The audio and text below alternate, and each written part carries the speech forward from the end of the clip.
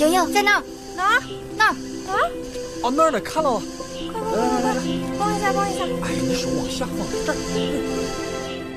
Halo guys, welcome back to Zona Nonton. Zona nyaman buat kalian pecinta para drama China. Kali ini Cici kembali lagi akan mereview salah satu drama terbaru yang berjudul The Passionate in Love. The Passionate in Love menceritakan tentang perjalanan cinta antara Suji dan Chen Luzhou yang dimulai dengan kesalahpahaman. Suji adalah seorang siswa berprestasi, bertemu Chen Luzhou, pemuda yang dikenal dengan prestasinya di dunia olahraga. Dan mereka mengalami perdebatan serta candaan yang membuat hubungan mereka semakin dekat. Bagaimanakah kelanjutan kisah mereka? Ikutin review alur cerita ini sampai tuntas ya.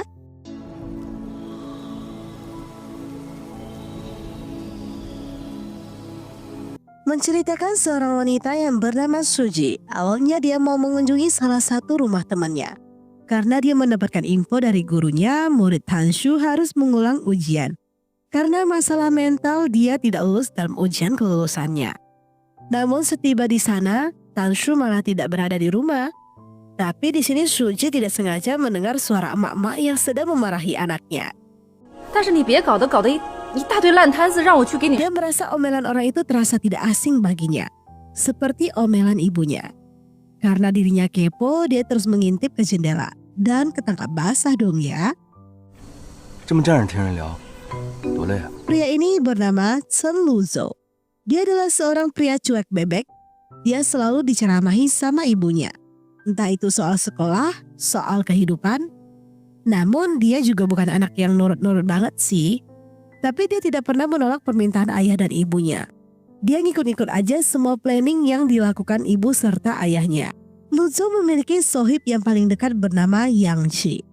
Saking akrabnya mereka selalu berbagi kesenangan bersama. Salah satunya adalah seperti Luzhou mentraktir dia main. Tidak dapat dipungkiri, Yang Qi ini suka jadi sumber masalah buat Luzhou loh. Karena dia menyebarkan alamatnya sampai dia didatangi sama seorang wanita. Dan pada saat itu ibunya pun muncul. Nah, maka dari itulah tadi dia kena ceramah sama ibunya. Karena dikira pacaran dan tidak fokus belajar. Dia mempertegas kepada Yang Qi jangan sampai terulang lagi kejadian ini. Balik lagi ke Suzy ya. Dia tinggal di rumah bersama ayah serta neneknya. Dia adalah kebanggaan ayahnya. Karena memang Suzy anak berprestasi juga sih.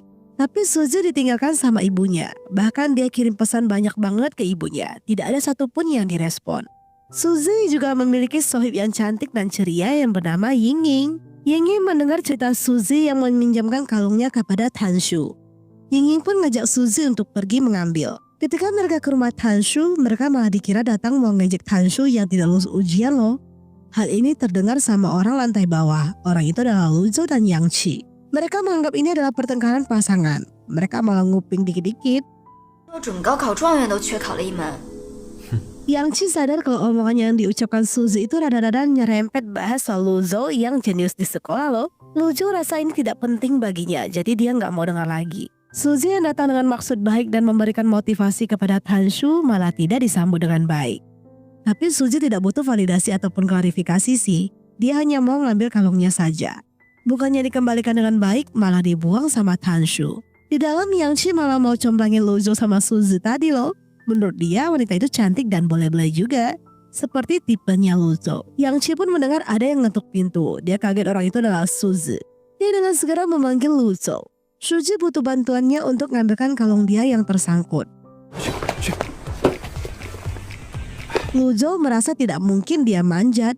Dia niat belikan yang baru saja. Yang Qi yang pintar pun muncul dengan tongkat tinggi. Mereka memanfaatkan tongkat itu untuk ngambil kalung tersebut. Luzhou agak terpesona ya sama Suzy di sini. Akhirnya mereka kembali berhasil mendapatkan kalung yang dicari. Suzy sangat terima kasih atas kebaikannya Luzhou dan temannya. Dia mau traktir mereka. Tapi ditolak. Yingying kasih tahu kalau mereka sebenarnya sudah punya pacar. Jadi nggak ada maksud lain selain ucapan terima kasih. Luzhou awalnya masih menolak.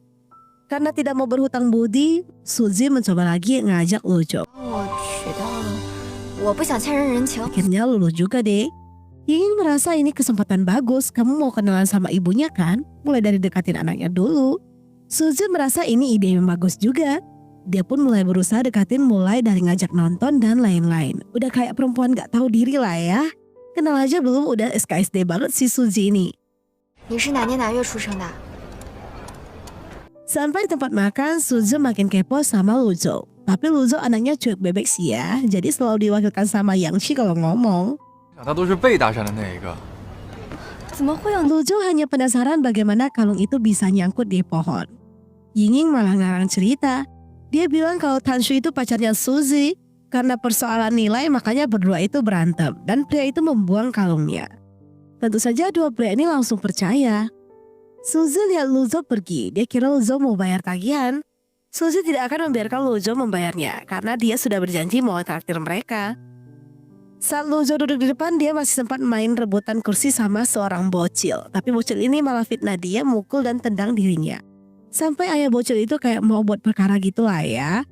Suzy tidak tinggal diam dong. Dia berusaha membantu dan klarifikasi. Dia awalnya tanya bocah itu ditendang di bagian mana. 太干净了，踹一脚白裤子都没沾上灰。 Dia pun membongkar kebohongan bocah ini. Setelah tahu kalau Luzo itu jaga kursi untuk orang tua, mereka pun berasa bersalah dan minta maaf kepada Luzo. Selanjutnya di sini Luzo dihubungi sama ibunya, di mana ibunya bahas soal prosedur Luzo untuk ke luar negeri. Luzo nggak banyak request, dia mah ngikut-ngikut aja permintaan mereka. Tapi terkadang ibunya mulai bingung apakah Luzo senang dengan planning yang mereka buat ya. Soalnya Luzo kayak ogah-ogahan gitu. Rupanya Luzo itu pernah sakit hati karena ucapan ayah dan neneknya loh. Dimana nenek dia mempermasalahkan soal Luzo yang masih tinggal bersama mereka. Soalnya Luzo itu hanya anak angkat. Mereka berpikiran Luzo akan licik dan mau kuasai harta keluarga mereka. Hal inilah yang membuat Luzo kecewa dan dia akan ikut sama semua permintaan mereka. Supaya mereka tidak berpikir kalau dirinya ada niat buruk sama keluarga ini. Tapi saat dia paling sedih selalu aja muncul Suzy yang membiarkan kesedihannya. Karena dia tahu Suzy tidak mendapatkan ubi rambat, dia pun teringat kalau di rumahnya ada stok. Dia minta Suzy ke rumahnya untuk mengambil ubi itu. Ketika perjalanan ke sana, hujan deras turun. Keduanya berteduh sejenak. Mereka sempat berbincang-bincang soal Luzo yang menyukai hujan dan Suzy yang tidak menyukai hujan. Suzy jadi teringat sama ibunya, di mana dia sangat hobi balapan motor, tapi itulah yang tidak pernah disetujui sama ibunya. Karena dia anggap sebagai hobi yang berbahaya. Tapi ketika ibunya memberikan persetujuan, dari situlah dia kehilangan ibunya. Di mana ibunya pergi meninggalkan mereka. Hujan pun reda, Suzy masih penasaran sama ibunya Luzo. Dia berkali-kali minta Luzo kasih tahu dirinya jika ibunya datang nanti. Mereka telah tiba di rumah Luzo. Luzo memberikan ubi rambat itu, tapi Suzy minjam mesin pembakarnya. Luzo dalam hati berpikir, apakah ini hanya alasan saja ya? Apakah ini cara Suzy mendekatinya?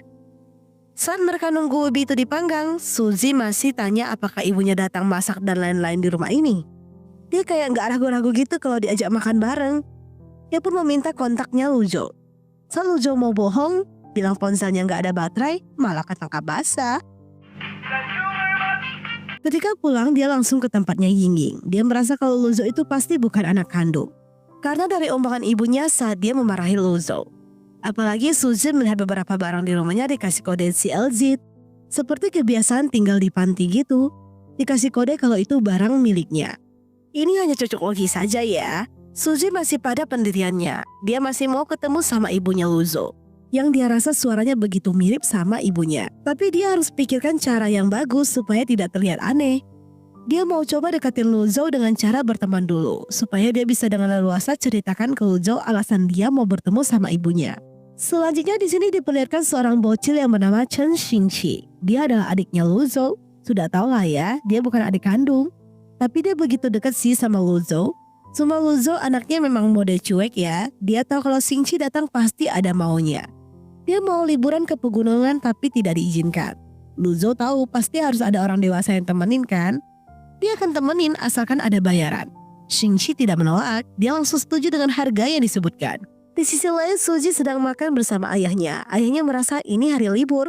Mending Suzy pergi jalan-jalan atau ngapain gitu. Suzy awalnya merasa itu pemborosan. Tapi ketika Yingying datang dan membawakan berita bagus, dia tanpa ragu-ragu kasih tahu ayahnya kalau dia harus pergi liburan. Mereka pun telah tiba di penginapan pegunungan, di mana pemiliknya adalah teman ayahnya. Mereka melihat bocil yang sedang recok sama minuman yang disediakan. Bocil itu merasa dirinya tidak diberikan fasilitas yang diinginkan. Dia mau lapor sama abangnya. Dan rupanya abang dia adalah Luzo. 爸妈呢？到了吗？ 什么我爸妈？ Yang Ci akhirnya tahu alasan Ying tanya soal liburan mereka. Rupanya mereka sengaja ngikut mereka berdua untuk datang ke penginapan ini juga loh. Target Suji mah hanya mau ketemu sama orang tuanya Luzo.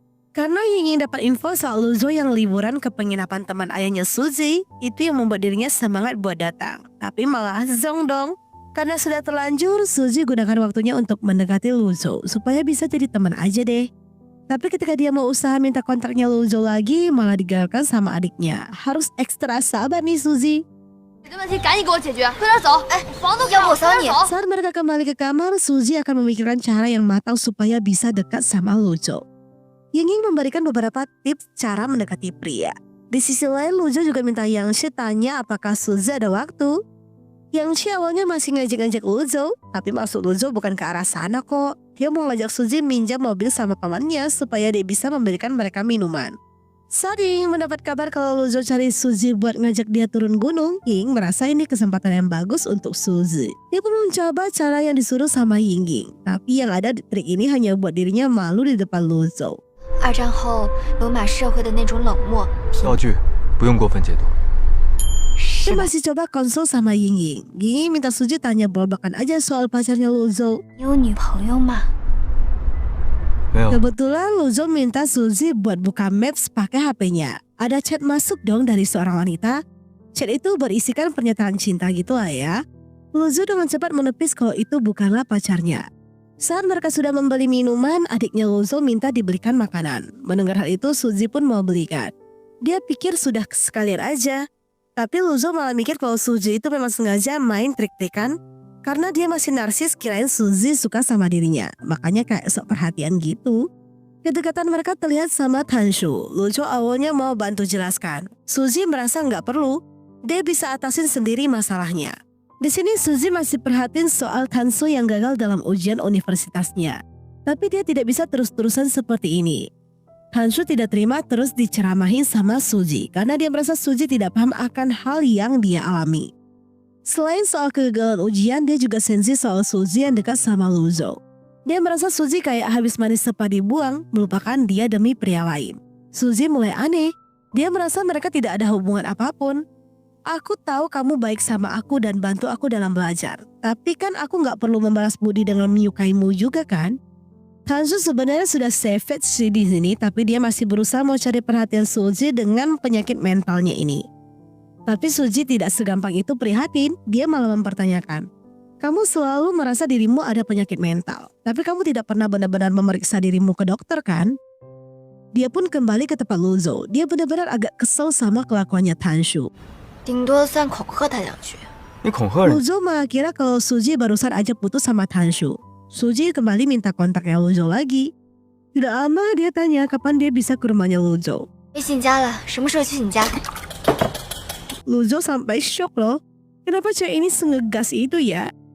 Dia masih kira kalau Suzy ini begitu menyukai dirinya dan mau pacaran dengannya. Salah paham metode apalah ini. Saat kembali Suzy pamerkan ke Ying kalau dia sudah dapat kontaknya Luzo. Sedangkan Luzo curhat sama Yangshi kalau Suzy itu putus sama Tanshu karena dirinya. Dia padahal tahu Suzy itu sudah punya pacar, kenapa dia tidak bisa menolak Suzy ya? Yangshi menarik kesimpulan kalau Luzo merasa wanita ini berbeda dengan wanita lain yang mengejarnya. Dia merasa lebih tertantang ketika bersama pacar orang. Luzo yang polos juga malah dengerin masukannya Yangshi yang tak masuk akal ini loh. 那你得治啊！你才有病！ Selanjutnya saat mereka berdua makan di resto cafe, Suzy ngajak Luzo ketemu karena ada yang mau dia sampaikan. Dia pun datang dengan senyuman ceria sambil membawa Paman Fu. Paman Fu rupanya menawarkan sebuah kerjaan dengan bayaran yang lumayan. Awalnya Luzo teringat sama masa lalunya, dia pun menolak. Dia merasa tak mau menjual penampilan dia untuk dijadikan uang. 3我也不怕。 Rupanya maksud Paman Fu adalah menggunakan perawatan Luzo untuk shoot video di kebun teh untuk promosi secara sosial media. Luzo pun setuju. Suji memberikan semangat penuh kepada Luzo. Luzo pun makin merasa Suji ini makin menarik bagi dirinya. Hari H syuting, dia minta bantuan Suji dan Ying untuk menjadi model di sana. Tapi dia selalu salfok sama Suji. Dia juga tidak bisa menahan diri untuk memotret Suzy. Melihat hasil potret Suzy begitu bagus, Yinging pun tidak terima. Dia juga mau ada potret solo. Tapi dia dikagetkan karena benda-benda yang terjatuh dari atas. Rupanya di atas ada perdebatan antara Yangshi dan Xingqi. Biasalah adiknya Luzhou memang suka semena-mena. Luzhou minta adiknya untuk minta maaf. Dia kekeh gak mau. Luzhou agak sedikit keras pada adiknya. Xingqi pun akhirnya mengeluarkan air mata buayanya. 就想甩掉我。 Tapi Suzy malah menanggapi dengan enteng. Dia mengeluarkan kata-kata super skakmat pada Xingqi. 坏成这样，要是我也扔。 Xingqi makin kesal karena jadi bahan tertawaan mereka. Luzhou meskipun keras tapi dia tetap peduli kok sama adiknya. Selanjutnya Luzhou ditelepon sama ibunya. Sudah pasti karena laporannya Xingqi ya. Ibunya minta Luzhou jangan keras terhadap adiknya karena adiknya selama ini sangat membanggakan abangnya. Dia tuh sebenarnya ngefans, tapi ya gini cara dia cari perhatian ke abangnya yang super cuek itu. Pembicaraan mereka pun terdengar sama Suzy. Luzhou juga kayak agak kesal di mana ibunya tuh selalu membenarkan sikap adiknya. 真的很喜欢听然吗？ Suzy hanya diam dan duduk di sampingnya saja. Sebenarnya Suzy malah iri sama Luzhou yang masih bisa mendengar omelan seorang ibu. Dulu juga dia selalu mendapatkan omelan ibunya yang begitu cerewet. Tapi dia tahu semua yang ibu lakukannya karena mencintai dirinya. Luzhou merasa tidak semua keluarga memiliki pengalaman yang sama. Berbeda dengan dirinya, yang masuk keluarga ini hanya untuk menolak kesialan pada adiknya. Dia dari kecil sudah tahu kalau dirinya diadopsi karena untuk tolak bala adik laki-lakinya. Dan ketika dia dewasa, dia makin sadar kalau dia mendapatkan semua ini, ada syarat yang harus dia penuhi, di mana dirinya harus menuruti semua permintaan keluarganya, terutama ayahnya. Pernah dia sesekali untuk membantah ayahnya.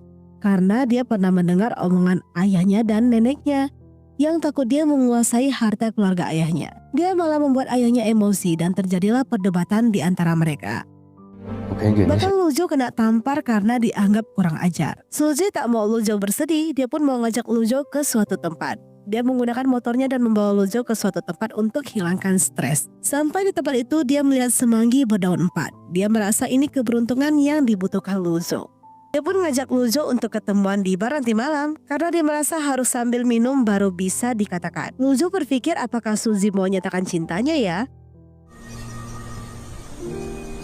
Keduanya pun sudah tiba di bar. Suzy makin kasih kode nggak jelas. Luzhou menerka-nerka kayak tahu apa yang mau diomongkan Suzy. 那我还用说吗？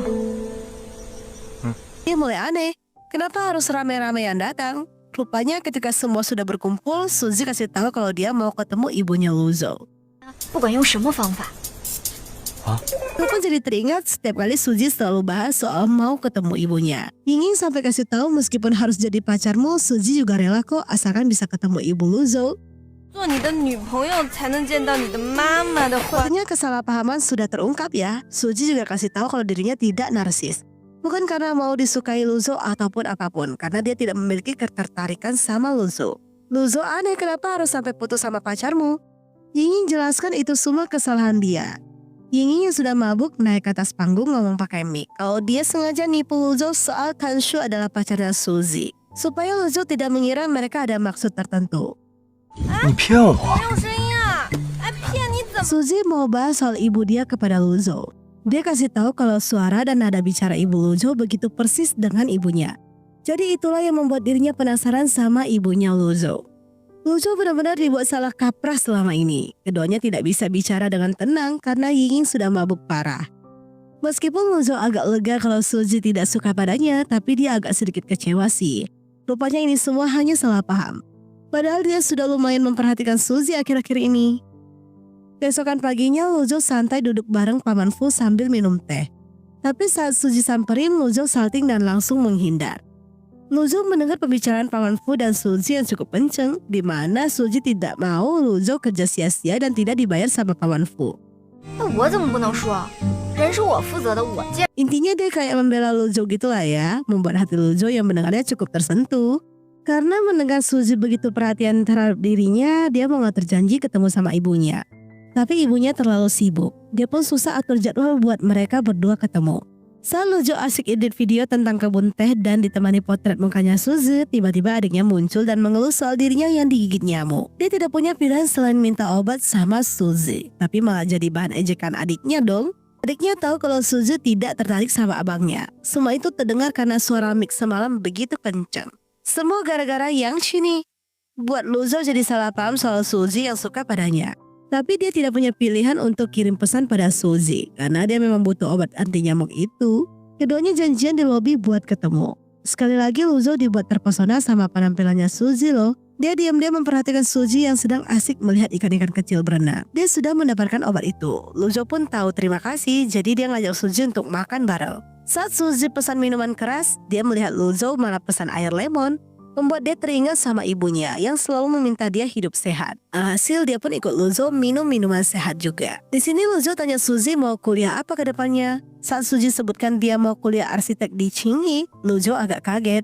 Dia merasa Universitas Tsinghua kurang memadai untuk nilai Suzy yang cukup tinggi. Suzy rupanya salah paham. Dia kira Luzhou akan mengkritik soal jurusannya. Soal teman-teman dia kayak kurang support dan merendahkan dia ketika mau ngambil arsitek.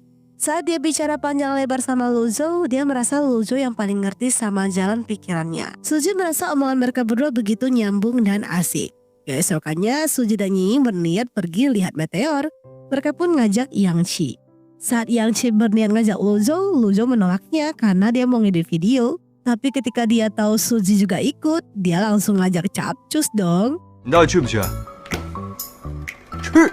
Ketika mau pergi, dia pakai sepatu agak cerah ya. Yang Chi mulai aneh. Gak biasanya kok pakai sepatu gini. Memang kemarin kalian bahas apa? Luzhou merasa mereka hanya bahas soal biasa aja, bahas pendidikan dan lain-lain. Yang Chi mulai kaget. Kenapa bahas pendidikan? Tidak tertarik itu kan Suzy sama dirimu sampai bahas soal pendidikan saja? Bahkan tidak ada bahas yang lebih menarik gitu. Kata-kata Yang Chi begitu jelek di hati Luzhou. Dia langsung bad mood, gak jadi pakai sepatu cerah. Mereka pun berkumpul. Awalnya Suzy tanya apakah bensin mereka cukup. Luzhou merasa cukup. Besok juga dia akan turun untuk isi bensin karena dia ada keperluan. 对我不感兴趣就别问了。明天还要下去。 Setelah mendengar kalau dia mau ketemu ibunya, Suzy menunjukkan muka yang tertarik. Tapi Luzhou tidak bisa bawa Suzy karena dia rasa waktunya tidak tepat. Suzy agak kesal sedikit lah ya. Mereka pun sudah tiba di lokasi untuk nonton bintang jatuh dan sudah tepat waktunya. Meteor pun pada berjatuhan. Semua langsung mengeluarkan permohonan masing-masing. Tidak lama Luzhou minta Suzy menghadap ke arahnya. 回头看我。 Dia memotret Suzy dengan cantik. Setelah itu Suzy meminta foto itu. Dia mau post ke momen WeChat-nya. Dia juga mau masukkan Luzhou ke daftar kelompok momennya dan mau tag Luzhou. 想拉就拉呗，问那么多干嘛？ Tapi jawaban Luzhou malah kayak agak keras lah ya. Ying sebagai sahabat gak terima Luzhou begitu sama temennya. Luzhou pun minta maaf. Meskipun kadang Luzhou agak rese dan kasar ataupun ceplas-ceplos, sebenarnya dia baik hati kok. Kadang dia yang membantu membuka pikiran Suzy, di mana Suzy dulu tidak kepikiran keluar kota untuk kuliah. Tapi karena motivasi yang diberikan Luzhou membuat cara berpikir dia jadi berbeda. Dia menjadi ada sedikit ambisi untuk bisa lebih baik ke depannya. Saat mereka mau kembali, Suzy menarik sebuah rumput. Luzhou merasa semua barang jangan diambil pakai tangan gitu lah. Dikasih tahu rumput itu barusan dikencingin sama Yang Chi pula. Karena hal ini Suzy jadi merasa jijik sendiri. 我这么多年都没见志总生气了，对吧，志总？ Ketika sudah kembali, Luzhou melihat Suzy sedang ke arah bar. Dia pun temenin Suzy. Dia minta maaf soal buat Suzy marah tadi. Mereka berdua kembali santai sambil minum-minum. Waktu sudah semakin malam. Suzy juga sudah agak mabuk. Hujan pun turun. Dia selalu aneh kenapa Suzy itu apa-apa harus bayar sih. Apakah suatu saat kamu punya pacar kamu juga akan perhitungan seperti ini? Suzy merasa nggak perlu dong. Tapi sayangnya kamu bukan pacarku. Luzhou tak bisa melawan omongan Suzy. Dia pun membiarkan Suzy untuk bagi dua soal makan dan minuman mereka barusan. Selanjutnya di sini ayah Suzy melihat postingan Suzy yang men-tag salah satu nama pria. Hal ini membuat ayahnya penasaran. Suzy jelaskan pelan-pelan kalau itu hanya teman saja. Jangan sampai ayahnya mikir yang aneh-aneh. Yang Chi menghubungi mereka, minta bantuan mereka untuk menaklukkan Xingxi. Asalkan berhubungan sama Mani, Suzy pasti setuju. Tapi mereka agak kaget ketika mendengar Luzhou sedang turun untuk kencan buta. 给你介绍一下，这位是薛阿姨。 Padahal ini bukan kencan buta sama sekali. Hanya saja ibunya memang memperkenalkan Luzhou dengan seorang wanita. Tapi wanita itu sudah punya pacar kok. Wanita ini juga minta bantuan Luzhou untuk ikutin aja kemauan orang tua mereka supaya tidak banyak omelan. Tapi wanita ini kasih tahu juga sebenarnya ibu Luzhou itu begitu peduli kepadanya. Dia juga sering membanggakan Luzhou di depan mereka.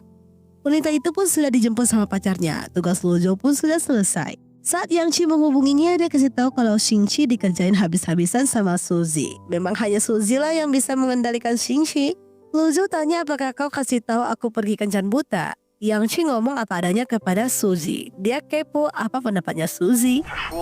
你满嘴跑火车，说什么？ Kalau ikutin kata hati, pengen banget Luzhou tanya langsung bagaimana perasaan Suzy terhadap dirinya.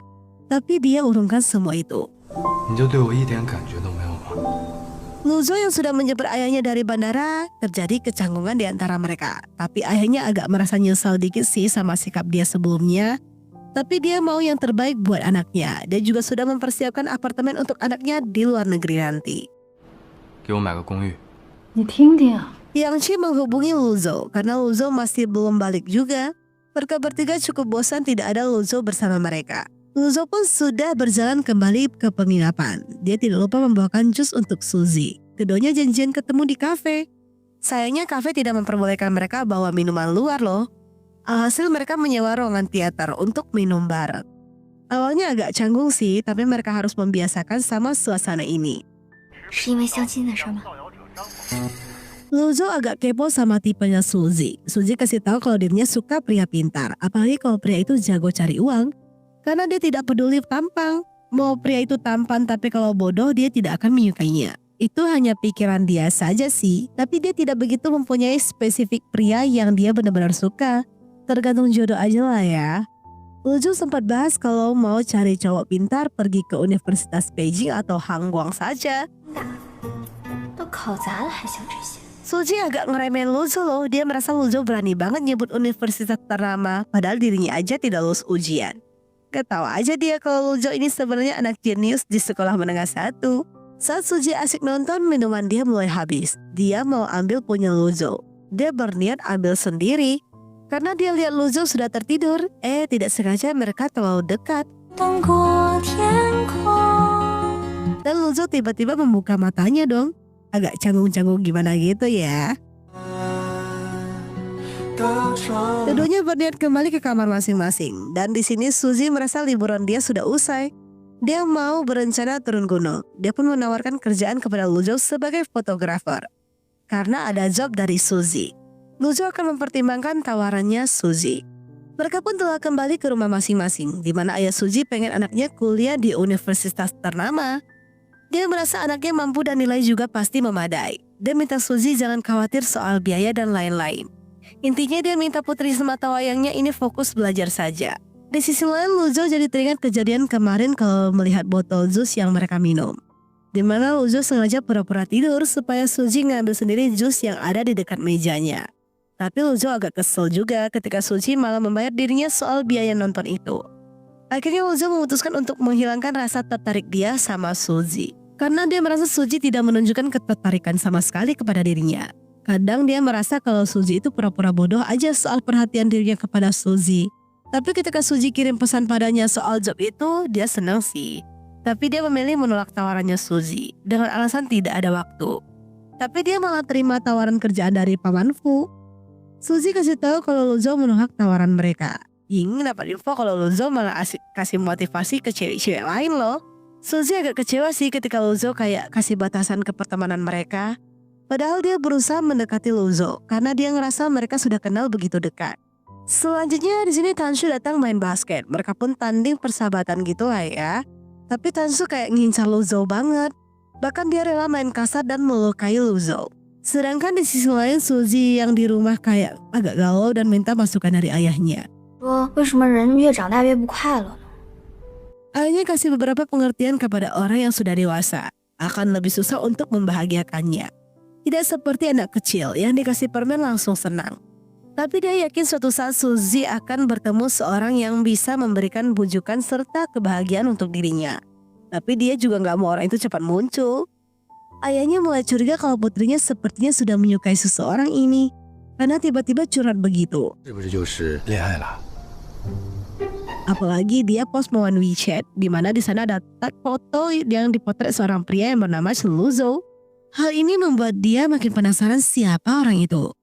Kebetulan banget Luzhou terluka dan dia malah konsul ke tempat ayah Suzy. Dia pun langsung bertemu dengan pria yang bernama Luzhou ini. Oke guys, bersambung dulu ya. Kita berjumpa lagi di chapter selanjutnya.